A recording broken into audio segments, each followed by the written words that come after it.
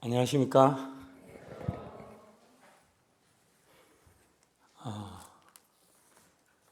코로나가 많이 심해진 것 같습니다. 예, 지금 성도님들께서 많이 못 참석하시고 온라인으로 함께 참석하고 계시는 걸로 알고 있는데 이 코로나를 뚫고 이곳에 나와서 앉아 계신 성도님들 하나님의 은혜이고 참 감사하게 생각합니다. 지금 최근에 들어서 많은 것들이 변하고 있는 것 같아요. 그렇죠? 우리나라에서 제일 큰 변화는 이제 곧 있으면 대통령이 바뀌게 되고 또 그 바뀌는 대통령을 우리가 지난주에 뽑았습니다. 예, 별로 체감은 안 느껴지시죠? 아직까지는. 예, 저에게도 변화가 있었습니다. 예, 다들 느끼시겠지만 제 신체상에 아주 큰 변화가 있습니다. 어떤 변화가 있나요? 네, 머리가 난생 처음으로 파마라는 것을 해봤습니다. 예, 제가 늘 이제 가족들에게 이야기했던 건 나는 군 생활을 마치면 꼭 파마를 제일 먼저 해볼 것이다. 이렇게 얘기를 했습니다. 근데 제가 작년 올 2월 28일부로 이제 21년간의 군 생활을 마치고 전역을 하고 난 다음에 군인에서 민간인으로 신분이 전환되었습니다. 그래서 제일 먼저 이제 파마를 했습니다.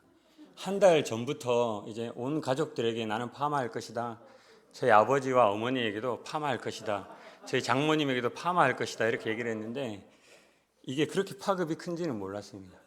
저희 아버지가 이제 카톡을 읽기 마시고 답장을 안 하시는데 아버지 이 머리가 제 마지막 생머리입니다. 다음에 만났을 때는 파마가 되어 있을 겁니다. 하니까 아버지가 처음으로 그렇게 빠른 속도로 답장이 왔습니다. 그냥 한 말이지 이렇게 나왔습니다. 그냥 한 말이지 이렇게 왔고 제 장모님은 그 카톡에 답장을 뭐라고 보내는가 하면 파마하지 마세요 이렇게 왔어요. 변화를 두려워한 건지 아니면 저의 외모가 바뀌는 거에서 두려워한 건지 모르겠지만 아무튼 저한테는 그런 신상의 변화가 있었습니다. 그래서 저는 지금 변화된 삶을 살고 있습니다. 이제 군인의 삶을 청산하고 이제 민간인으로 돌아와서 이제 조금 자유로운 생활을 하고 있는데 아직 크게 느껴지는 거는 별로 없지만 우리 성도님들도 보시기에 저의 삶에 지금 느껴지는 큰 변화는 지금 제가 느끼고 있는 이 머리에 있는 변화인 것 같습니다. 우리는 모두가 우리의 인생 가운데 어떤 변화를 경험했습니다. 여기 앉아 계시는 대부분의 성도님들은 그 변화를 다 경험하셨습니다.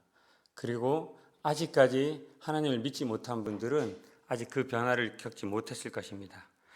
오랜 신앙의 연륜이 있는 분들도 아직 믿은 지 얼마 안 되는 분들도 정도의 차이는 있지만 모두가 변화되어 가고 있습니다.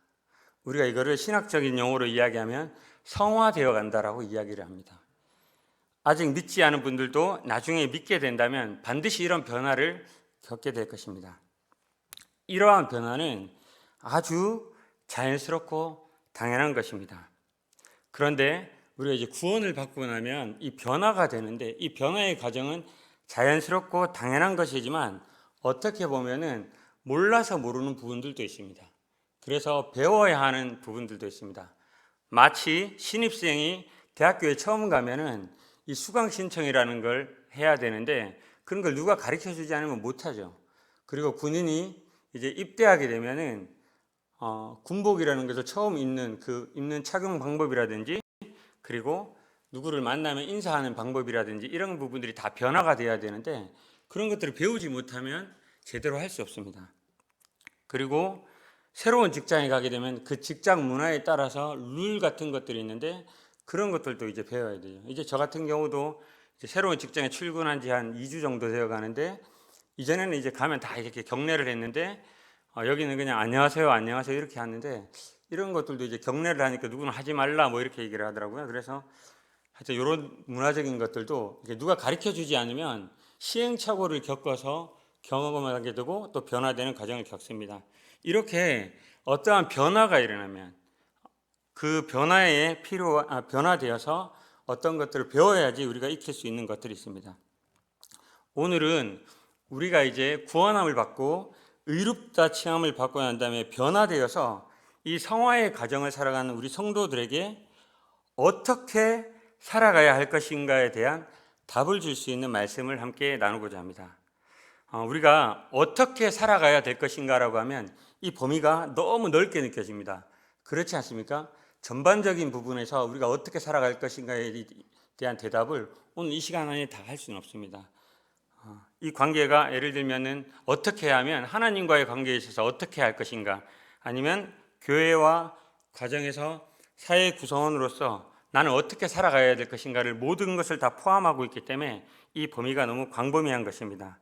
그러면 오늘 이 넓은 범위 가운데 특별히 하나님과의 관계에 있어서 어떻게 살아갈 것인가에 대한 답을 얻을 수 있는 이 구원받고 변화된 성도들이 하나님을 대하는 자세에 대한 내용으로 범위를 좁혀서 오늘 우리 성도님들과 함께 교제를 나눠보고자 합니다. 제목을 붙였는데 제목은 이신칭의 믿음으로 의롭다함을 받는다. 이신칭의 실천편, 우리가 드려야 할 예배입니다. 다 같이 로마서 12장 1절부터 2절을 찾아서 함께 읽어보겠습니다. 혹시 그 자매님 중에 물 한 잔만 좀 떠다 주실 수 있겠습니까?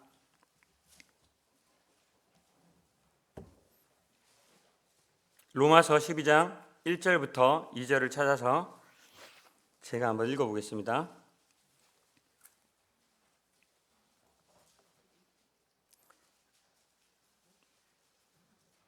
로마서 12장 1절부터 2절입니다. 제가 읽어보겠습니다. 그러므로 형제들아, 내가 하나님의 모든 자비하심으로 너희를 권하노니 너희 몸을 하나님이 기뻐하시는 거룩한 산 제물로 드리라. 이는 너희가 드릴 영적 예배니라. 너희는 이 세대를 본받지 말고 오직 마음을 새롭게 함으로 변화를 받아 하나님의 선하시고 기뻐하시고 온전하신 뜻이 무엇인지 분별하도록 하라. 네, 오늘 본문 말씀은 방금 읽은 로마서 12장 1절부터 2절의 말씀입니다. 우리가 아주 잘 아는 말씀이고, 그리고 우리가 이 말씀을 많이 접해봤고 또 우리 암송도 많이 했던 그런 구절입니다. 오늘 이 본문의 말씀은 바울이 로마 성도들에게 주 약 57년경에 고린도에서 쓴 것으로 추정되는 고린도에서 썼는 편지입니다. 오늘 이 본문을 좀 더 쉽게 이해하기 위해서 이 본문의 수신지인 로마와 이 수신자인 로마 교회의 성도들의 배경과 이 로마서의 구성에 대해서 먼저 말씀을 드리고자 합니다. 먼저 이 편지의 수신지인 로마는 이 로마 제국의 수도로서 로마 황제의 통치가 미치는 영토의 중심지였습니다. 제국이라고 하면 지금은 개념이 잘 안 잡히시는데 옛날에 고대 때나 아니면 중세 때 제국이 있었습니다. 황제가 다스리는 지역을 제국이라고 하는데 그 황제의 통치권이 미치는 영역인데, 이 로마 제국은 이 1세기경에 주전 이 도시국가에서 발전한 이 로마라는 국가가 1세기경에 제국을 이뤄서 이 로마의 황제가 미치는 영역이 엄청 큰 지역을 이야기했습니다. 그 영토에는 지금으로 이야기하면 유럽 지역, 그리고 북아프리카 지역, 그리고 페르시아 지역, 이 지역을 포함한 아주 넓은 영토를 지배하고 있는 로마 황제가 통치하는 그 영역을 이야기하는데, 거기가 바로 이 로마 제국이었고 그 로마 제국의 수도가 바로 로마였습니다. 여기에는 1세기 최대의 제국이었기 때문에 다양한 인종이 살고 있었고 또 다양한 계층들이 살고 있었고 또 다양한 종교들이 있었습니다. 사람들이 많이 몰려 있다 보니까 이러한 것들이 다 다양하게 존재했다는 거죠. 그리고 잘 아시다시피 교통과 문화가 발달한 당시 세계 최고의 도시였습니다. 세계적인 도시였죠. 우리가 이제 모든 길은 로마로 통한다는 말을 들어본 적 있죠. 이것이 그때 당시에 이 로마를 설명하고 있습니다. 로마가 엄청 발달했기 때문에 로마를 통하면 세계 각지 어디든지 갈 수 있다는 이런 표현을 이제 이야기하는 건데, 모든 길은 로마로 통한다. 상상하기 좀 더 쉽게 하기 위해서 서울이라든지 미국의 워싱턴이라든지 중국의 북경이라든지 지금의 세계의 아주 유명한 세계적인 도시를 상상해 보면 될 것 같습니다. 그때 당시에는 지금은 이러한 도시들이 세계 각지에 있지만 이 당시 1세기경에는 이러한 도시들이 흔하지 않았습니다. 그래서 이 로마는 이 당시의 세계 최고의 도시였습니다. 이곳에 이제 바울이 이 편지를 보낸 것이죠. 그러면 이곳에 세워진 로마 교회는 어떠한 교회였을까요? 로마 교회는 바울이 세운 교회가 아니었습니다. 사도행전 2장에 보면은 오순절 성령 강림 때 많은 사람들이 거기 있었는데 그 중에 한 무리들 중에 하나인 로마에서 온 사람들이 있었습니다. 그들이 성령 강림 때 이 성령이 강림하신 것을 경험하고 난 다음에 그들이 다시 자기의 본거지인 로마로 돌아가서 교회를 세웠고, 또 그들과 함께 다른 지역에서 예수 그리스도를 믿은 사람들이 로마인 대도시로 유입되면서 그들이 함께 모여서 로마 교회를 형성하게 되었습니다. 이와 같은 배경이 있는 이 로마 교회의 성도들은 이 세속 문화가 발달한 도시에 살고 있다 보니 어떠한 것들이 많았을까요? 세상의 유혹들이 되게 많은 환경에서 살았을 것입니다. 그리고 또한 이 로마 교회를 구성하고 있는 많은 구성원들이 있었지만 크게 두 부류로 나눌 수가 있는데, 한 분류는 유대인 그리스도인, 그리고 다른 한 부류는 유대인이 아닌 이방인 그리스도인으로 분류될 수 있었을 것입니다. 이 유대인 그리스도인들은 특징이 있었는데, 그리스도인이긴 했지만 이전에 유대인으로서 지켜왔던 율법들에 대해서 아직 완전히 탈피하지 못한 그런 문제들을 가지고 있었습니다. 성경의 다른 부분에 있어서 이런 부분들에 대해서 사도 바울이 강론하는 부분들을 우리가 성경을 읽으면 알 수 있는데요. 이 유대인 그리스도인들은 율법에서 벗어나지 못하고 이전에 행해왔던 것, 할례를 다시 강요한다든지 이런 것들을 하는 사람들이 일부 있었습니다. 그리고 이들은 선택받은 민족이라는 이 선민사상이 이들의 머릿속을 지배하다 보니까 이 유대인 그리스도인들은 이방인 그리스도인들과 이런 부분들에 있어서 부딪히는 부분이 있었습니다. 또 이방인 그리스도인들은 또 다른 문제가 있었는데, 어떤 문제인가 하면 이 율법은 지키지 않았고 이전에 자기들이 하나님을 믿기 전에 살아왔던 그 삶을 완전히 청산하지 못하고 여전히 이방 신들을 섬겼던 그런 것들을 아무렇지도 않게 행했던 그런 일들이 하다 보니까 이 유대인 그리스도인들과 이방 그리스도인들이 자연스럽게 문화적으로 부딪히는 일들이 이 로마 교회에서 일어나고 있었습니다. 이 바울이 왜 이 로마 교회에 이러한 서신을 보냈는가 하면, 비록 바울이 자신이 세운 교회는 아니었지만 이 로마라는 것은 아까 얘기했다시피 차후에 바울이 복음을 전하기 위해서 아주 중요한 지역이었습니다. 왜냐하면 사통팔달, 교통문화 이런 것들이 발달하기 때문에 복음을 전하면 이 로마를 통해서 번져나갈 수 있는 그런 지역이었습니다. 그래서 이곳에 확실한 복음이 세워지고 교회가 세워진다면 이 복음의 전초 기지와 같은 역할을 할 수 있겠다는 생각으로 여기에 이런 복음의 확실함이 있기를 원했고, 그리고 이 유대인과 이방인 그리스도인들이 함께 모여 살고 있는 이 교회의 특성들을 알다 보니까 이들이 이 구원의 지식과 믿음 안에서 한 몸으로 섞여서 한 지체로서 잘 자라기를 원하는 마음이 있었습니다. 이러한 마음에서 이들에게 구원의 진리에 대해서 설명하고, 또한 이러한 구원의 진리를 가지고 있는 성도들이 어떻게 하면 잘 살아갈 수 있을 것인가에 대해서 이것을 격려하기 위해서 쓴 편지가 바로 오늘 우리가 읽은 본문 이 로마서입니다. 이 로마서는 크게 두 부분으로 구분할 수 있습니다. 물론 내용에 따라서, 구성에 따라서 여러 부분으로 구분할 수 있지만 이 대표적으로 구분하게 되면 크게 1장부터 11장까지와 12장부터 뒷부분으로 크게 구분할 수 있습니다. 1장부터 11장까지는 앞부분의 서론의 인사 부분을 제외하고 바울이 이 구원에 대해서 교리적으로 아주 논리적으로 잘 설명하고 있습니다. 그래서 이 로마서를 복음의 진수라고 이야기를 합니다. 구원은 오직 믿음으로 말미암아 얻는 것이다. 이신칭의 이신득이라고 하죠. 다른 것으로는 구원을 얻을 수 없다라는 것을 바울이 로마서 1장부터 11장 안에서 아주 논리적으로 잘 설명하고 있습니다. 이방인이든 그리스도인, 이방인이든 유대인이든 상관없다. 모든 사람은 하나님 앞에 다 죄인이다. 그렇기 때문에 하나님의 의가 필요하다는 것을 이 로마서 1장부터 12장까지 설명하고 있죠.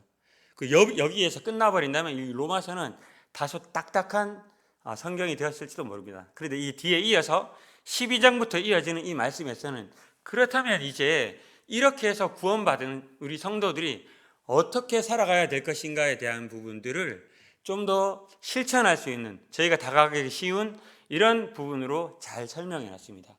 그래서 저는 이 뒷부분을 이신칭의의 실천편이라고 부르고, 오늘 이 말씀은 이 이신칭의의 실천편의 처음 대목으로서 믿음으로 변화되어 사는 이 삶의 첫 시작에 하나님께 대하여 어떻게 하나님을 대하면서 살아갈 것인가에 대한 부분으로 가르치는 것으로 생각하고 우리 성도님들에게 이 부분을 함께 나누고자 합니다.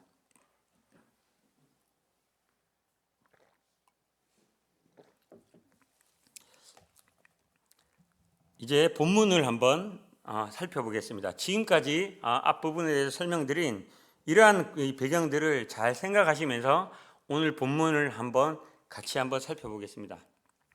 12장 1절입니다. 그러므로 형제들아, 이제 그러므로라고 이제 바울이 이 서두를 시작합니다. 그러므로 우리 공부할 때 보면 앞부분 잘 이해가 안 되는데 이렇게 읽다 보면은 요약되는 부분에 자, 지금부터 정리하자면 이렇게 나오는 부분들이 있죠. 이 부분 매우 중요합니다. 선생님들이 대부분 여기에서 시험 문제를 내고, 그리고 앞부분은 잘 못 들었더라도 여기에 집중하면은 무슨 말을 하는지 알 수 있습니다. 이 그러므로라는 것은 성경에서도 마찬가지로 앞부분에 대한 이야기들을 다 하고 난 다음에 정리할 때 잘 사용되어지는 이 단어입니다. 여기서 그러므로라고 이야기하고 있습니다. 바울은 여기 그러므로라는 것은 지금부터 이야기하는 것은 내가 갑자기 이야기하는 것이 아니다. 앞부분에 논리적으로 이야기한 부분에 대한 그 결과로서 이제부터 얘기하는 것이다라는 것을 이야기하고 있습니다. 그래서 바울이 이제 그러므로라는 단어를 사용하여서 이제 지금부터 우리는 믿음으로 구원을 받았다. 그러므로 이제 하면서 이제 이야기를 시작하고 있습니다. 이에 뒤에 나오는 이야기들은 이 그러므로 앞부분의 교리에 대한 부분에 이어서 나오는 얘기라는 것을, 내용상 이어지는 것이라는 것을 우리가 알 수 있습니다.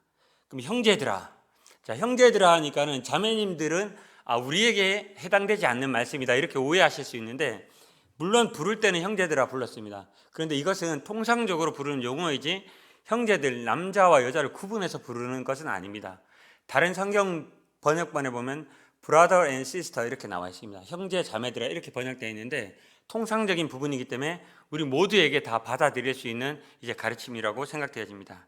자, 보시면 내가 하나님의 모든 자비하심으로 너희를 권하노니, 바울이 지금부터 이제 형제들에게, 이 교회 성도들에게 내가 무엇을 너에게 권할 것인데, 이 권하는 것은 어디에 근거를 두고 있는가 하면 하나님의 모든 자비하심의 근거를 두고 이야기를 한다라고 하고 있습니다. 바울은 사도로서 권위를 가지고 있습니다. 그런데 그 사도의 권위를 가지고 성도들에게 권면할 수 있지만 그 사도의 권위를 얘기하는 것이 아니라 지금부터 권면하는 이 근거는 하나님의 자비하심에 근거를 두고 있다라고 지금 이야기하고 있는 것입니다. 즉 권면하는 바울 자신도 이 하나님의 자비하심에 의지해야만 이러한 권면을 할 수 있고, 자기도 이 권면하는 사람에서 다른 계층이 아니라 동일한 계층에 있다라고 자기를 내려놓고 이 로마 성도들에게 권면하고 있는 것입니다. 이러한 바울의 권면 자세는 우리가 어떤 권면을 할 때 배워야 할 자세의 한 부분인 것 같습니다. 이어서 너희를 권하노니 너희 몸을 하나님이 기뻐하시는 거룩한 산 제물로 드리라. 이 본문은 많이 알고 있지만 어려운 이 구절입니다. 너희 몸을 하나님이 기뻐하시는 거룩한 산 제사로 드리라. 좀 어렵지 않습니까? 저도 이거 좀 어려워서 계속 읽고 연구하고 이렇게 해봤는데 처음 읽는 분들에게는 상당히 어려울 것입니다. 왜냐하면 자칫 오해하면은 하나님께서 인신 제사를 원하시는 것인가? 이렇게 오해할 수도 있습니다. 몸을 산 제사로 드리라고 하니까 그럼 어떻게 드려야 되나 이렇게 생각할 수 있는데, 이것을 원문에 충실해서 다시 재번역을 하면 이렇게 번역할 수 있습니다. 너희 몸을 기뻐 받으실 만한 거룩한 산 제물로 하나님께 바친 상태에 들어가게 하라.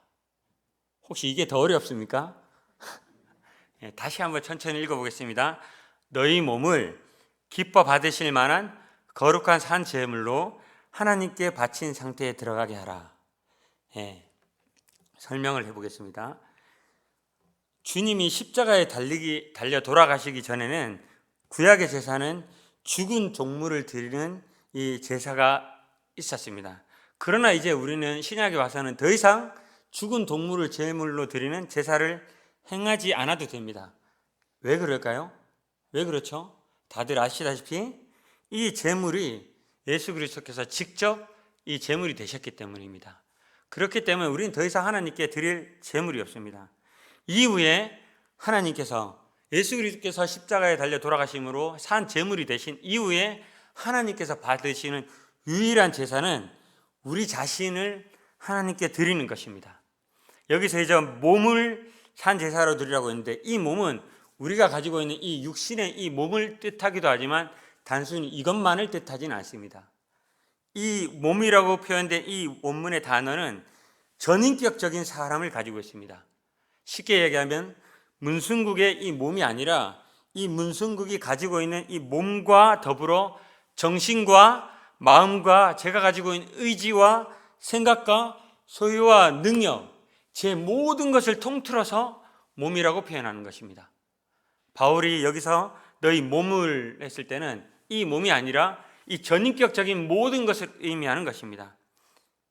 이 구절의 의미를 쉽게 정리해서 이야기하면 너희 몸, 이 몸과 더불어서 정신과 마음과 의지와 소유와 능력, 이 모든 것을 하나님께 바쳐진 상태에 들어가게 하라는 것입니다. 우리가 이와 같은 상태에 들어갈 수 있는 것은 하나님을 주인으로 모신 하나님의 종으로 순종하는 삶을 살아갈 때 이러한 상태를 살아갈 수 있을 것입니다. 바울은 이렇게 이야기를 하면서 이제 이어서 이는 너희가 드릴 영적 예배니라라고 1절을 마무리하고 있습니다. 영적 예배, 여기서 이제 영적 예배라 하면 이것이 바로 영적으로 성스러운 예배다 이렇게 얘기했는데, 이 영적 예배는 그 성경책에 보면은 주석 달리신 분들 밑에 이렇게 기록되어 있겠지만은 영적 예배는 영적을 이제 원문으로 해석하면 합당하다, 합리적이다, 당연한 것이다 이런 뜻입니다. 그래서 여기에는 영적 예배는 바울은 우리 몸을, 우리의 전인격적인 모든 것을 하나님께 온전히 드리는 것은 바로 합리적이고 합당한 예배다라고 가르치는 것입니다. 이제 2절을 이어서 한번 살펴보겠습니다. 2절에 너희는 이 세대를 본받지 말고, 자, 이 구절도 원문에 가깝게 다시 한번 재번역을 해보면 너희는 계속 이 세상과 같은 모양이 되지 마라. 너희는 이 세상과 같은 모양이 되지 마라. 너희는 자기 자신을 이 세상과 동일시 여기지 말라라고 이렇게 번역을 할 수 있습니다. 이 서두에서 설명을 드린 바대로 로마 이 지역은 다양한 문화들이 공존하고 있었고 다른 어느 지역보다 이런 문화와 교통 이런 것들이 발달했습니다. 그래서 여기에 사는 성도들은 그런 발달된 문화 속에서 세상의 많은 유혹들이 있었을 것입니다. 세상의 다른 사람들과 같이 살아가고 싶었고 그들처럼 그들의 모양대로 살아가고 싶었던 그런 유혹이 많았을 것입니다. 바울은 그들에게 뭐라고 얘기했는가 하면 너희는 이 세대를 본받지 말고 너희는 그들을 흉내내지 마라. 그들과 같은 모양으로 살아가지 마라라고 지금 가르치고 있는 것입니다. 바울이 이렇게 얘기했을 때는 이미 그들 가운데는 세상과 같은 모양으로 살고 있는 성도들도 있었던 것으로 추측할 수 있습니다. 그리고 그들을 따라하는 그런 성도들에게 바울이 강력하게 이제 그런 일들을 하고 있다면 중단하라, 그만하라라고 바울이 지금 이야기하고 있는 것입니다. 이어서 오직 마음에 새롭게 함으로 변화를 받아 라고 이제 뒤에 이어서 나오는데요. 여기에서 오직 마음에 새롭게 함으로 변화를 받아라는 것은 이 구절의 변화의 주체와 이 지속성에 대해서 설명하고 있는 것인데, 마음, 이 변화되어야 되는 것은 우리가 가지고 있는 생각과 이 마음을 의미를 하고, 이것이 일회성으로 그치는 것이 아니라 지속적으로 계속 변화되어야 된다는 것을 설명하는 것이 이 오직 마음을 새롭게 함으로 변화를 받아라고 이 구절에 담겨 있는 의미입니다. 끝으로 마지막으로 이 바울의 이 가르침의 마지막에 하나님의 선하시고 기뻐하시고 온전하신 뜻이 무엇인지 분별하도록 하라. 여기서 이제 한글로 읽으면 분별하도록 하라라고 해서 독립적인 명령어로 구성되어 있습니다. 그런데 이 원문이나 다른 번역들을 이렇게 보면은 보십시오. 이 부분이 약간 헷갈릴 수 있는데, 너희는 이 세대를 본받지 말고 오직 마음을 새롭게 함으로 변화를 바다까지 끊기고 하나님의 선하시고 기뻐하시고 온전하신 뜻이 무엇인지 분별하도록 하라고 해서, 이제 분별하도록 하라가 변화를 받으면 이제 분별이 되어진다라는 이 원인과 결과로서 느껴질 수가 있는데, 이 원문에 의하면 원인과 결과가 아니라 이 결과와 목적이 됩니다. 이제 쉽게 이야기를 하면은 우리가 하나님의 선하시고 기뻐하시고 온전하신 뜻이 무엇인지 분별하는 이유는 바로 이 세대를 본받지 말고 마음을 새롭게 하기 위한 것입니다. 다소 어려울 수도 있겠지만은 결국은 이걸 쉽게 정리하자면 하나님의 선하시고 기뻐하시고 온전하신 뜻이 무엇인지 분별하기 위하여 새롭게 변화를 받으라는 의미입니다. 지금까지 바울이 로마 성도들에게 믿음으로 구원받은 성도로 이렇게 살아가라는 이 실천적인 가르침에 대한 시작으로 하나님을 어떻게 대하는지에 대한 부분을 이 로마서 1장과 2절을 통해 살펴보았습니다. 우리는 오늘 이 본문을 통해서 이 시대를 초월해서 바울이 단순히 로마 성도들에게 이야기한 것이 아니라 시대를 초월해서 모든 그리스도인들에게 적용할 수 있는 두 가지의 영적 원리를 발견할 수 있다고 생각합니다. 첫 번째는 몸을 거룩한 산 제사로 드리라는 것입니다. 그렇죠? 이거는 로마 성도들에게만 해당되는 것이 아니죠. 어느 시대를 살아가고 있는 모든 성도들에게 해당되는 것입니다. 그리고 두 번째 원리로서 이 세대를 본받지 말고 오직 마음을 새롭게 함으로 변화를 받으라. 이 두 가지 영적 원리는 시대를 초월해서 모든 성도들에게 적용될 수 있는 오늘 말씀을 통해서 우리가 받을 수 있는 영적 원리입니다. 이 원리가 이해되십니까? 그렇다면 오늘 저는 이 말씀을 토대로 우리 성도님들의 삶에서 다음과 같은 세 가지를 적용하면서 사시기를 권합니다. 첫 번째, 시간이나 장소와 방법에 한정된 예배에서 벗어나서 삶이 예배가 되는 도록 살아가시길 바랍니다. 우리 성도님들은 우리가 흔히 세칭이라고 합니까? 브레들린이라고 하죠. 우리는 아주 좋은 성경적인 전통을 가지고 있습니다. 매주 떡과 잔을 대하는 이 만찬 의식을 매주 행합니다. 이것은 아주 귀하고 우리에게 그리스도께서 우리에게서 무엇을 행하셨는지를 매주 기념할 수 있는 아주 귀한 예식입니다. 그런데 우리가 자칫 잘못 생각하고 잘못 배우고 잘못 적용하다 보면 일요일 날 드리는 이 만찬 예식이 우리의 예배의 전부가 되어버릴 때가 있습니다. 그런데 바울의 이 가르침대로 하면 바울은 어떤 한 시간과 장소에서 드려지는 예배가 아니라 삶이 내 모든 전인격이 드려지는 이 예배를 드리라고 했습니다. 성도님들, 우리도 우리의 삶이 우리의 모든 것이 예배로 드려지는 삶을 살아가시길 바랍니다. 어떤 시간이나 장소, 형식에 매이는 것이 아니라 우리 성도님들의 말과 행동과 생각, 이 모든 것들이 성도님들이 계시는 모든 장소에서 예배로 드려지는 삶을 사시길 바랍니다. 여러분들이 계시는 그곳에서 하나님과 구별되어서 예배를 드릴 때 하나님께서 우리 성도님들의 삶을 통해서 영광 받으시는 그런 예배 드리는 삶을 사시기를 진심으로 부탁드립니다. 두 번째, 이 세대를 본받지 마십시오. 우리가 살고 있는 이 세대는 아까 앞서서 제가 짧게 설명했지만 로마 시대보다 더욱더 문명이 발달하고 다른 문명이 발달했다는 것을 다른 표현으로 하면은 그리스도인으로서 살아가면서 유혹받기 쉬운 시대를 살아가고 있습니다. 한편으로 생각하면 많은 발달 속에서 하나님을 잊어버릴 수 있는 많은 그런 문화들이 발달했고 또한 심각하게 타락한 시대를 살아가고 있습니다. 로마 시대, 우리가 이제 로마 시대의 책을 읽다 보면 정말로 이 정도로 타락할 수 있을까 하는 정도의 타락한 시대상을 볼 수 있는데, 어떻게 보면은 우리는 그게 너무나 당연스럽게 매일 아침 신문과 인터넷, 스마트폰을 통해서 늘려지는 이런 매체들을 통해서 그런 것들을 너무 쉽게 접할 수 있는 그런 시대를 살아가고 있습니다. 그리스도인으로서 많은 유혹 가운데 살아가고 있는 것이죠. 그리고 그들을 본받고 싶은 유혹이 일어나도록 세상의 것들은 화려하고 그리고 너무 유혹이 심합니다. 바울이 이야기했던 것처럼 우리 사랑하는 성도님들도 이 세대를 본받지 마시기 바랍니다. 이 세대를 흉내내지 마시기 바랍니다. 이 세대를 따라가지 마시기 바랍니다. 이 세대를 본받지 마시기 바랍니다.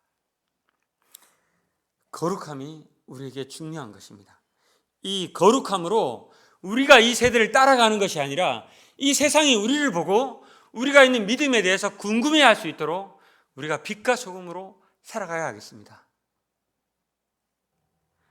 그리스도인으로서 각자 계시는 그곳에서 선한 간증과 이 선한 간증으로 우리 성도들의 삶이 이 복음의 전파에 하나의 큰 원동력이 되는 그런 삶을 살아가시기 바랍니다. 이 세대를 본받지 마십시오. 마지막으로 세 번째로 오직 마음을 새롭게 함으로 계속 변화되어 가는 삶을 사시길 바랍니다. 존 메가더 목사는 이 오직 마음을 새롭게 함으로 계속 변화를 받으라는 이 부분의 주석에서 마음을 새롭게 할 수 있는 방법은 성경 연구와 묵상을 통해서 성령께서 우리의 마음과 우리의 생각을 주실 때만 일어난다라고 주석을 해놓았습니다. 즉 우리의 마음을 새롭게 하는 것은 성경 연구와 묵상을 통해서 이러한 것들을 하면서 성령님께서 도우실 때 가능하다는 것입니다. 그렇다면 우리가 오직 마음을 새롭게 함으로 우리 삶 가운데서 계속적인 지속적인 변화가 있으려면 어떻게 해야겠습니까? 계속 성경을 연구하고 듣고 읽고 해야 된다는 것입니다. 그렇게 했을 때 성령님께서 우리 성도님들의 삶에 역사하셔서 우리 성도님들의 삶을 새롭게 변화시켜 주실 것입니다. 이렇게 했을 때 우리 성도님들께서는 하나님의 선하시고 기뻐하시고 온전하신 뜻이 무엇인지 분별하는 그런 삶을 살아갈 수 있을 것입니다. 계속 우리는 이렇게 얘기합니다. 도대체 하나님의 뜻이 무엇입니까? 어떻게 하면 하나님께서 기뻐하시는 삶을 살 수 있습니까? 라고 질문하면서 세상 가운데서 성경도 읽지 않고 기도도 하지 않고 말씀도 보지 않는 가운데서 그런 질문을 한다면 그냥 가만히 앉아서 누군가에게 이 밥을 먹여주거나 아니면 나무에서 과일이 떨어져서 입속으로 들어오기를 바라는 것과 같습니다. 계속적으로 마음을 새롭게 함으로 변화를 받기 위해서 성도인의 삶 가운데 성경 연구와 묵상을 지속적으로 함을 통해서 성령님을 통한 변화된 삶을 계속해서 이어나가는 그런 경험을 하시는 우리 성도님들이 되시길 바랍니다. 하나님께서 요구하시는 우리가 드려야 될 참된 예배는 우리의 변화된 삶입니다. 이 세대를 본받지 말고 말씀을 듣고 연구하여 성령님을 통해서 계속적으로 변화하여서 하나님께서 기뻐하시는 예배를 드리는 인생을 사는 우리 806교회 성도님들이 되기를 간절히 축원합니다. 기도하고 마치겠습니다.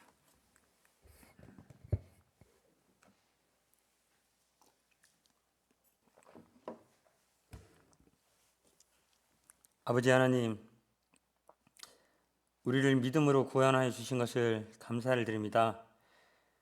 믿음으로 구원받은 자들로서 우리 성도들의 삶 자체가 예배가 되게 하시고 이 세대를 본받지 말고 오직 마음을 새롭게 함으로 계속 변화되어서 하나님께서 기뻐하시는 예배를 드리는 자의 삶을 살 수 있도록 선하게 인도하여 주시옵소서. 우리의 이런 삶을 통해서 아버지 하나님께서 모든 영광이 돌려지기를 간절히 원하며 살아계신 주 예수 그리스도의 이름 받들어 감사함으로 기도드렸습니다. 아멘.